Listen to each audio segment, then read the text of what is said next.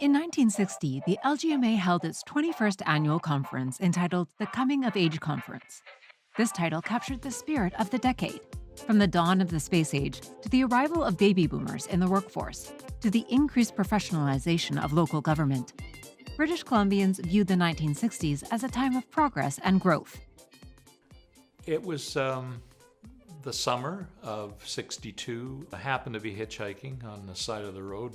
And as luck would have it, the city manager of Powell River, who I didn't know before this day, picked me up and asked me why I was so down in the mouth. Told him my story, and he said, well, if you want, I have a job that is open right now at City Hall.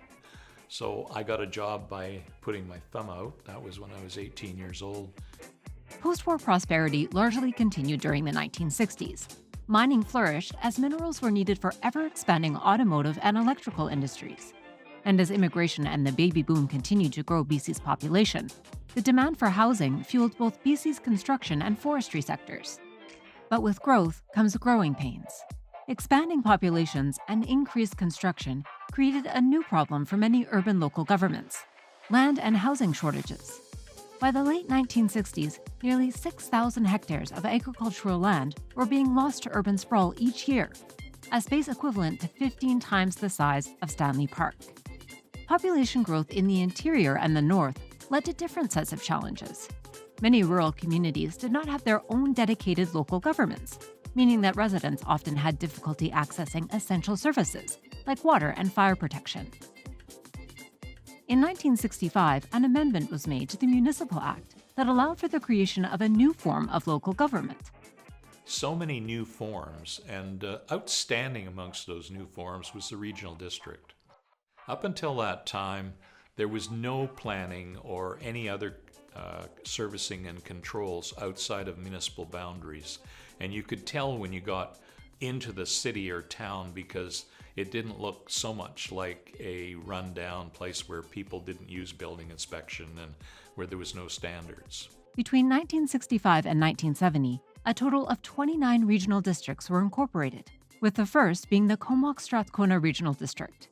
The regional district did two things. It did things for the rural areas. They could design their own sewer and water plant, or they could have a park paid for and operated, or they could do a recreation program in an isolated area under the umbrella of the regional district. The LGMA had a lot of work to do to get all those programs running and get people involved because the place was growing in sophistication. In the spirit of local government's coming of age, in 1961, the LGMA expanded its membership to include all municipal professions, not just CAOs and corporate officers. Its professional education programs, which once struggled to meet enrollment quotas in past decades, now trained hundreds of local government professionals each year. To better serve the province as a whole, LGMA chapters were created to offer region-specific training across the province.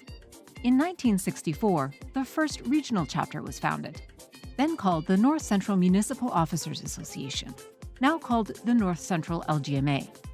And in that same year, the LGMA contributed to a major achievement for the local government profession as a new superannuation plan was approved. It took a small amount of money out of our paychecks every year, and suddenly we find ourselves in retirement with a decent income and the ability to live well. If the theme of the 1960s was a coming of age, one could imagine this decade as a growth spurt, a period of fast, sometimes unpredictable growth for both the province and the local government profession. Join us in our next episode as the growth of the 1960s matures in the 1970s, creating a more stable and collaborative system.